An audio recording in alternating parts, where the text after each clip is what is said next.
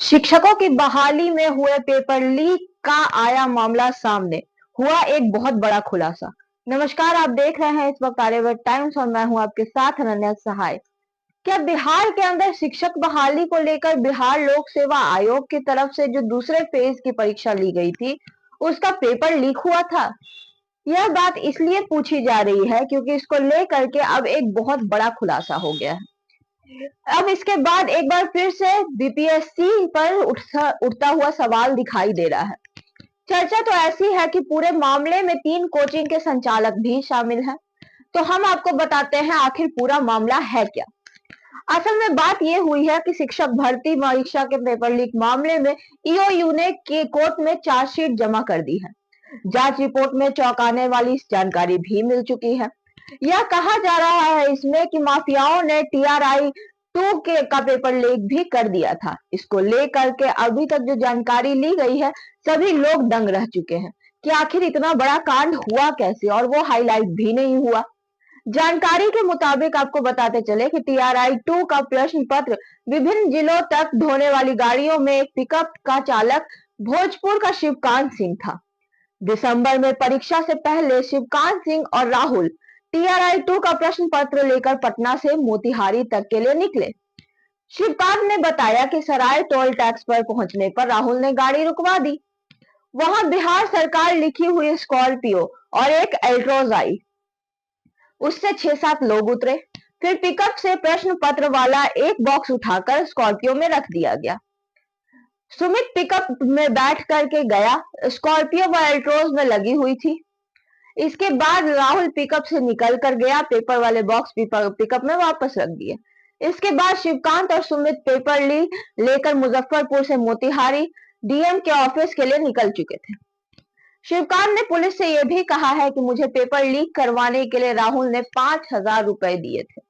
वहीं रामनिवास चौधरी के अनुसार 2023 में दिसंबर महीने में परीक्षा से पहले टीआरआई 2 का प्रश्न पत्र ट्रांसपोर्टेशन के दौरान लीक कराया गया था। इसके बदले राहुल ने उन्हें गाड़ी का भाड़ा के अलावा 8,000 रुपए भी दिए थे। इसी तरह का काम तीसरे फेज की परीक्षा में भी हुआ। अब गौर करने वाली बात यहाँ पे ये आती है कि टीआरआई 2 की परीक्षा दिसंबर में हुई थी। करीब 1.22 लाख विद्यार्थी शामिल हुए थे। मालूम हो कि इस पूरे मामले का खुलासा उस वक्त हुआ जब टीआरआई 3 के पेपर लीक में आरोपित जेनिथ लॉजिस्टिक के मुंशी राहुल के मोबाइल में सीडीआर के नाम से एक नंबर मिला जो पिकअप चोर चौधरी के नाम से सेव था। यह मोबाइल नंबर पिकअप के मालिक आगम कुआं में रहने वाले रामनिवास चौधरी का है, जिन्होंने इसके लिए गाड़ी का इंतजाम करवाया था। इन्हीं टीआरआई 3 में नगर नौसा के एक ढाबे पर पिकअप वैन रोककर प्रश्न पत्र लीक भी कर दिया गया था। इस काम के लिए वैन ड्राइवर राम भवन पासवान को 7,000 रुपए दिए गए थे। पेपर लीक का मास्टरमाइंड संजीव मुखिया और उसका बेटा डॉक्टर शिव था। डॉक्टर शिव जो है वो पहले से ही सिपाही बहाली पेपर लीक मामले में उज्जैन में अपनी गर्लफ्रेंड और अन्य साथियों के साथ गिरफ्तार हुआ पड़ा था। अभी की बात यह है कि वो बेऊर जिले में के जेल में बंद है।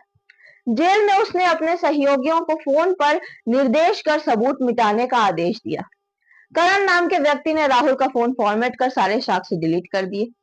अब मालूम करने वाली बात यहाँ पे ये उठती है कि 15 मार्च 2024 को टीआरआई 3 की परीक्षा थी। परीक्षा से पहले ही माफियाओं ने पेपर लीक कर दिया।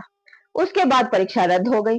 फिर 19 से 22 जुलाई 2024 तक टीआरआई 3 में दोबारा परीक्षा हुई। अब इसमें ईओयू में 16 मार्च को 24 को केस था। अब तक 266 लोगों से अधिक की गिरफ्तारी हो चुकी है। इधर ईओयू ने टीआरआई 3 के पेपर लीक में पटना के 3 कोचिंग संचालकों की तलाश करना जारी कर दिया है। इन कोचिंग संस्थानों में प्रश्न पत्र सॉल्व किए गए थे। संजीव और उसके गिरोह ने कोचिंग संस्थानों में पेपर उपलब्ध करवाया था और कैंडिडेट्स को भी भेजे थे। संजीव मुखिया पर आय से अधिक संपत्ति का केस भी दर्ज हो चुका है। अब मामला यहाँ पर ये आकर रुकता है कि इतना सारा कांड जो है वो सरकार की नाक के नीचे हो रहा है, और यही कारण है कि इसी तरह से ये पूरा गिरोह काम करता है पेपर लीक के मामले में। तो अब देखना यह है कि लगातार हो रही परीक्षाओं के पेपर लीक मामले पे सरकार कैसे नकेल कसती है। क्या फिर आने वाले दिनों में वही हाल हो जाएगा जो अभी दिखाई दे रहा है, या फिर गिरफ्तारी कर करके सिर्फ जेल की जगह भरी जाएगी, या फिर इस पर एक्चुअल में रोक लगेगी?